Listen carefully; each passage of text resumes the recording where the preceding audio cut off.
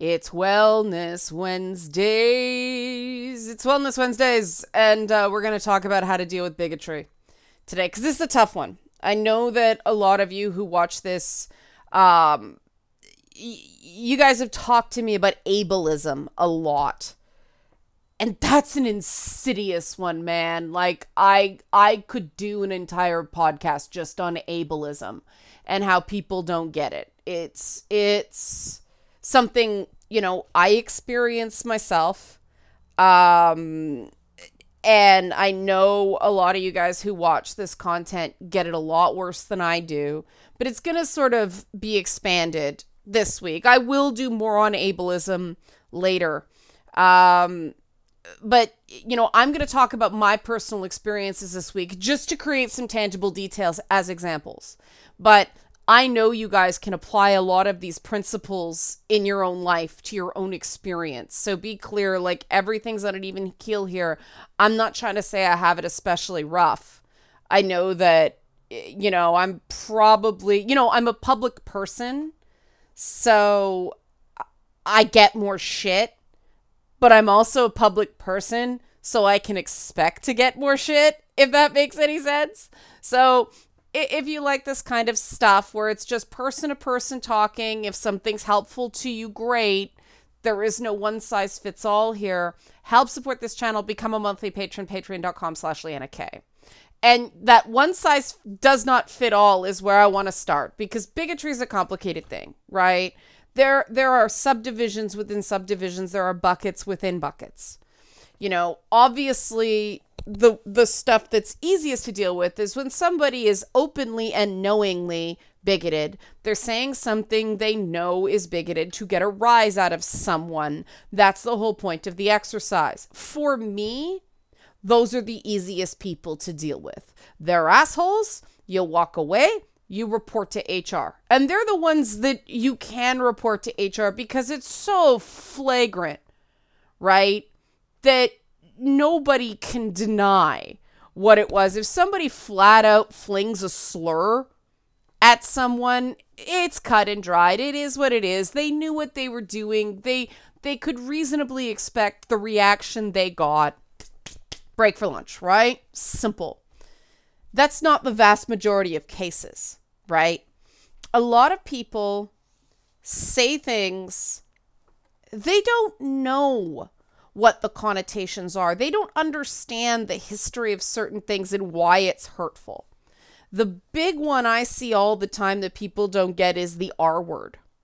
And I was sensitized to this word through my work with epilepsy charities. That was a particularly sensitive one, because people got treated like they were, diminished capacity or stupid because they had seizures.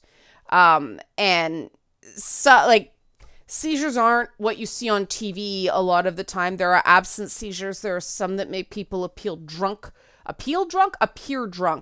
And so people get labeled as stupid or slow or worse words, right? Because they have seizures. So I don't use that word. You may have seen on Twitter this week, I said, does anybody else use the phrase "go full tropic thunder"? Because you can't use the word that quoted anymore, but the context still applies. Like, the general principle still applies of somebody going, of people getting away with being a little bit shamelessly appropriative to get good people points, but you can't go all the way because then you lose, right? Tropic Thunder, Robert Downey Jr.'s character in Tropic Thunder, you could not make that movie today, but it is such a brilliant send-up. It is such a brilliant parody of a particular type of Hollywood person who sadly are real. He's not exaggerating, even though it seems over the top. I know people like Robert Downey Jr.'s character in Tropic Thunder. They're crazy people who think it's art. But, do I feel censored for taking the R word out of my vocabulary? No. The utility to me is greatly outweighed by the hurt it causes other people. And that's really what inclusivity comes down to. Is my desire to do a thing or say a thing worth hurting other people? And to me, that's the calculus I use when determining if somebody is, acting out of bad faith that they're just in denial about, or whether someone just thinks what they're saying is the truth. Because, in the case of one guy during the week, he pulled the, first of all, he assumed my position on what's going on, in the Middle East. Assumed I was, just totally 100% pro-Israel, Palestine bad, and then says, I understand, it's your people. And I was like, my people? I'm a Canadian. This guy was Canadian. I said, I'm not an Israeli citizen. But your religion. Now, of course, all Jews do not support Israel, right? And I called the guy out on it. I said, don't you dare say that I'm less Canadian than you are. Like, no, we cannot have a conversation. And of course, the lead up to it was, you'll probably block me or mute me for this, but. Here's the thing that drives me crazy about this. You'll probably do something I don't like, but I'm going to do it anyway. Is if you know that's a potential consequence. You have to be prepared to accept that consequence. And if the consequence of you saying a thing is that someone is going to cut you off forever, you can predict that. What that's communicating to the other person is you care about that person's feelings less than your freedom to flap your lip. Right? That's not showing a real regard for the person. Sometimes that's warranted. Sometimes it's not. But general rule of thumb is anything that you're probably going to block me for this, or I'm not insert bigoted thing here, but you probably shouldn't say it. Something in your brain is telling you you probably shouldn't say it. But people do this all the time. Now, point for this guy. After I said, I'm just as Canadian as you are, a light went on over his head. And he realized he was in the wrong. And he admitted that he came from a very anti-Semitic family. And that he had gotten a lot better, but clearly he still had more to learn. That is a good person who, was basically abused in what was put in his head. And I have empathy for people like that. I have grace for someone like that. That is someone I think is a good person at their core. And that's worth continuing to associate with someone like that. You can't expect perfection because nobody is. But that level of self-awareness and that level of attempting to get better every day, that was cool. That actually turned out to be a really, really nice moment. And this is why, just blocking is not always the most self-affirming thing to do with somebody. That was a happy story. Right?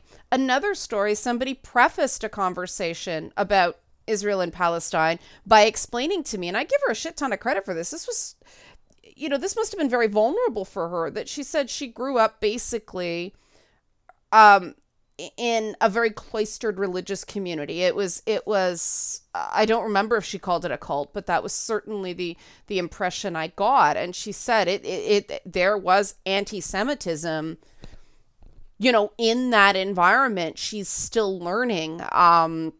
So she apologized in advance if she said anything insensitive. And I thought that was great. That's a person who is not bigoted, who recognizes they may come across or may have some ideas that have roots in bigotry, and they're asking for patience. That takes so much maturity. And again, that's a very positive experience, right? That was awesome. Now, I also had an experience that is probably more common. And you'll notice this experience shares a lot of markers with the two good experiences I just gave you. But it ended very differently. Because when challenged, the person went bonkers, right? Bonkers is the kindest thing I can say. Because one of the things I don't do if I want to continue a conversation, and this is hard, especially when it's face to face, you got to kind of censor. Like, you'll see me sometimes go on Twitch or something like that. That is a tick I have developed to not say something that I feel, because I want to make sure it's not just a feeling, right? So on Twitter or something, I will write it and erase it, so I don't go, I don't do the call out. I'll say something in a way that allows the person to save face. In the example of that thing, it's not, you're an anti-Semite, because, right? Who's going to respond well to that? Say it in a way that, I'm just as Canadian as you are. That's making the same point, but it's giving someone an ability to save face. Now, the thing that didn't go so well, very different type of person. This is someone who's very politically loud on Twitter. That's their thing, right? It's, progressivism, liberals, conservative, bad, whatever. And this is a guy who's in the past has been like, I look up to you. I respect you so much. Well, that went out the window almost instantly. Because when someone says they respect you, you feel like you have a bit of a license to, hey, why are you doing that? If they respect your opinion, that's the sort of relationship that you have. It's sort of quasi-mentorship. And this guy went there on Israel. I'm not going to repeat the exact thing because that's not the purpose of this video. But he decided to add, I'm not an anti-Semite, to the tweet. So again, you don't jump all over them. Said, okay, Israel's the bad thing, they called it. What does saying that accomplish other than make me wonder why you felt the need to say I'm not an anti-Semite? Because again, remember what I said? If you have to say I'm not racist, but maybe you shouldn't say the next thing, right? Freak out. Just freak out. Full disclosure, this is somebody who clearly, based on the nature of their freaking out, had seen the same dead children pictures I saw on Twitter this week. And instead of coming to the conclusion that I did, which is, why would anyone post that? Why does anyone need pictures to get their head around the concept of dozens of dead children? You should not need that. This is not necessary. This is a manipulation tool. No, the manipulation tool worked on this guy. And he started cursing Israel and connecting that consciously to something generalized about Jews. And that's a line crossed. When you start equating the actions of a country with the actions of an entire people who, me like a Canadian citizen opposed in principle to anything that reeks of religious theocracy, I don't like it. I have serious issues with any lack of separation of church and state, anywhere it's done. But, when that crosses over into I'm not an anti-Semite, something in your brain is telling you you are. Instead of answering why he said that. Because I was giving him an ability to either go, you're right for point, or, just go, well, this is why. Because I know how that's going to be perceived. And that isn't the case. I just have real issues here. The extreme reaction indicates there's something going on there. And this is when bigotry gets very, very, very messy, right? It's similar to me to when I have this one friend, he uses a wheelchair. And he was the first person I heard that people talk to people who are in wheelchairs like they're deaf. How are you? Looking down. I'm like, people actually do that? He goes, yeah, people actually do that. And I've watched that, right? That people talk to people who need mobility assistance devices as if they're hearing impaired. It's so condescending. It's so an indication that something is going on in the mind of the person doing that they think this person is less, right? That they're talking to them like a child, or they're talking to them like they're hearing impaired when they're not. That's a time that you should check yourself. And I do have issues with my hearing. It's because my jaw gets so tight that the bones in my ears actually don't vibrate properly. They get choked up, and everybody sounds mumbled like Charlie Brown's teacher. And so I sometimes have trouble with volume control because I can't hear myself. I'm one of those Monty Python characters. Yes, sir, I'm hard of hearing, sir. Right? But that's not these people's excuse. But trying to explain that at the time to another person who isn't with it, who doesn't have that education, who hasn't had that empathy lesson, it can be a completely losing battle.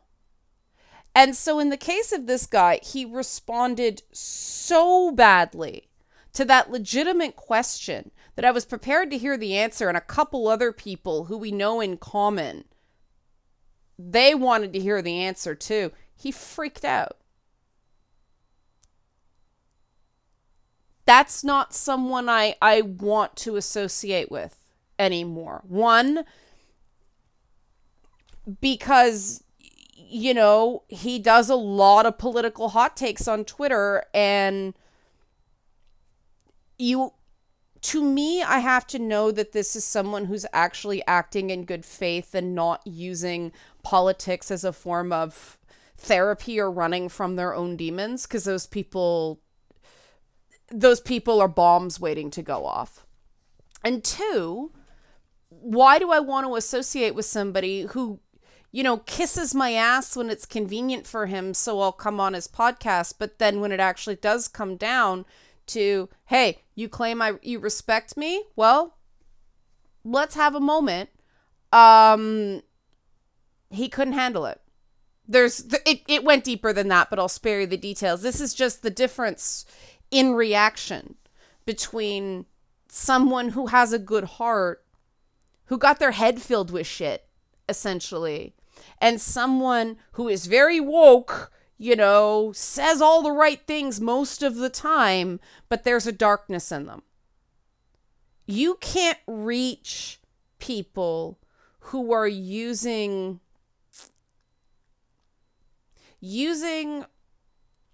a political identity to not work on themselves. And there's a lot of people out there that are like that. And I know you guys know that because I hear all the complaints about ableism. Ableism, I maintain, is the one that I believe there has been the least short-term progress on since everything went kind of, 2012. There have been improvements like, you know, captioning on major live YouTube events, things like that. I wish the tools were better. Oh God, I wish the tools were better. That's a big source of guilt that I've fallen behind on the captioning for Boss Fight because I want to get the show done for obvious reasons, and captioning has just been a fucking nightmare.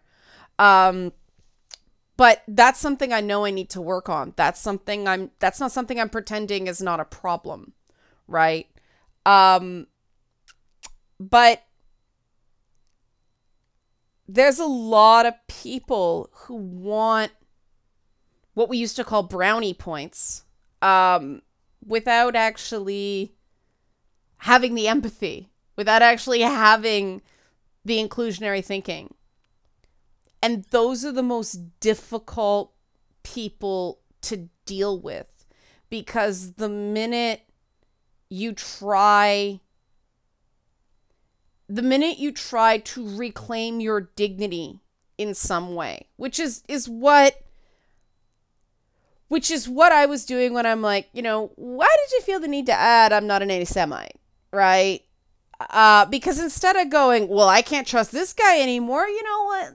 Let's give him the opportunity to say it was just a slip of the tongue, or, you know, I know how people react to this and all that stuff. If he was willing to have a conversation about it, awesome. Just like that other guy, that it ended up being a very positive experience, right?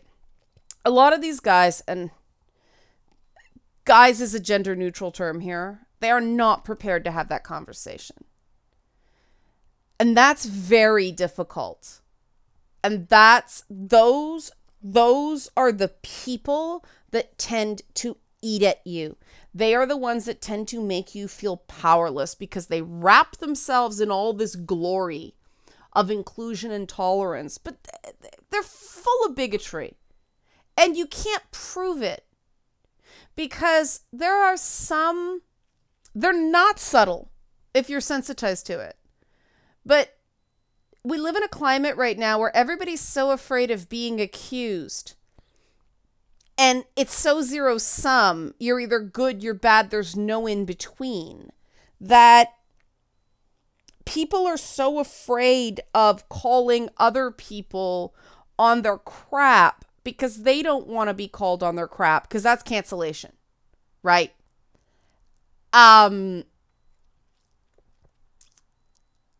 And so a lot of us end up getting muzzled. A lot of us end up having to sit here and just feel shitty in silence. Or we talk privately behind the scenes. There's been a lot of that. A lot of you guys have seen what's been going on and messaging me and saying, this looks a lot like the ableism I get. And I'm like, it's exactly like that. And you know, people who see it, see it. The problem is trying to convince third parties so you can do something about it. And that's not always possible. And the only thing that actually makes you feel the least bit better, and I admit, I'm freaked out by it. It's like, whoa. It's like you know when the oven's on broil, it's like at 500 degrees, whatever that is Celsius, and you open it up and it's like, whoop. That's what various experiences have felt like to me of late. Just whoop, scorched. Your eyebrows get a bit proverbially singed, right? And you gotta let yourself feel that, because otherwise it's just gonna pent up and turn into bitterness. I'm pissed off. I feel dehumanized. I feel like there are a lot of people, and I'm glad I know that some people think I'm a second-class citizen, and some people can't even admit it to themselves.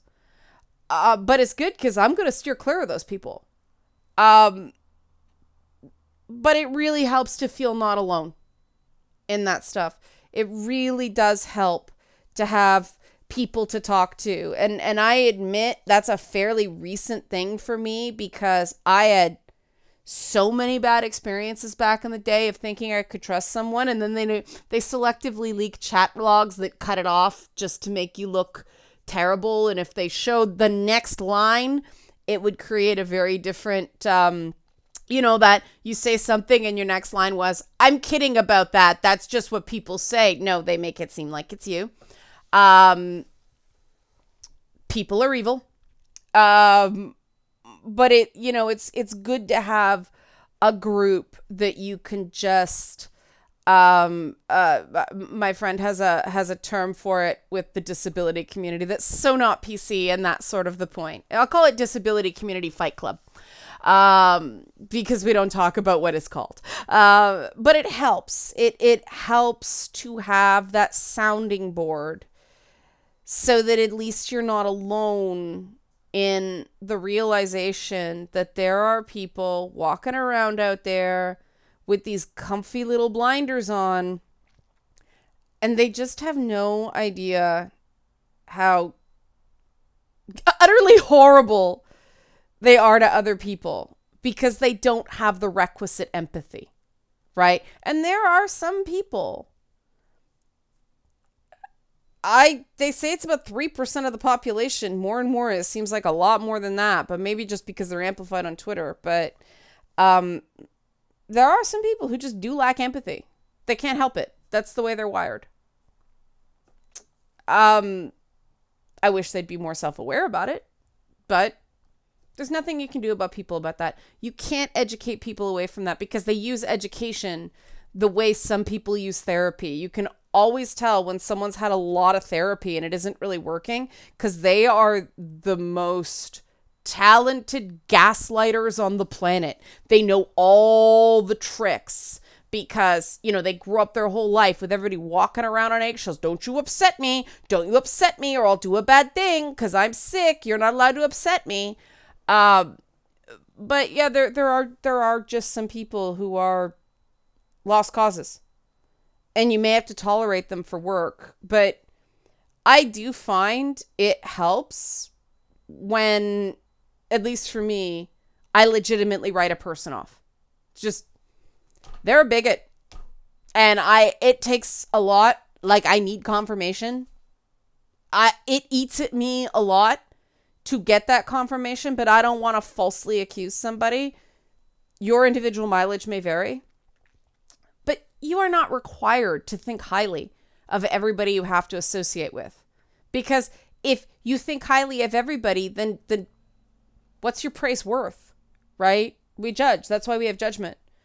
And it's totally fine to think someone is an utter bastard as a human being, but, they're a good closer.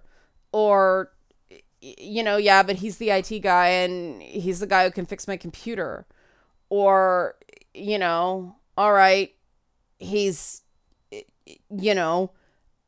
bigot, but he's the only mechanic I can afford right now. Something like that, right? He's in my area. Sometimes you have to. That's one of the things I like about Days Gone is you actually have to just suffer through people's horribleness with each, you go from white national xenophobia to, Tucker's running a damn slave camp, to Iron Mike's pacifism to a fault that he lets like bad people get away with shit because he's traumatized. And then you get over the hill and it's like, yay, religious zealotry, fuck. And the cool thing about the game is I like how it explores how Deacon handles the fact that he cannot do very much about that. If anything, most of the time, nothing. Get individual people out. You can choose not to send any more people to those camps, but you got to pick your poison, right? I ended up siding with Iron Mike because at least he seemed not evil. But you gradually saw how his pacifism was actually his own shit he hadn't dealt with, and that spoiler. But yeah, I love Days Gone. Hopefully you found that this helped. If you've got suggestions for dealing with this stuff, if you found something that works, I admit I wouldn't mind hearing it this week. I can always use another processing strategy. I don't call them coping mechanisms. I call them processing strategies. But if you have a way to process this sort of thing, I would love to hear them. So leave your comments. And if you like this sort of content, help support this channel. Become a monthly patron, patreon.com/LeannaK. Thanks for watching.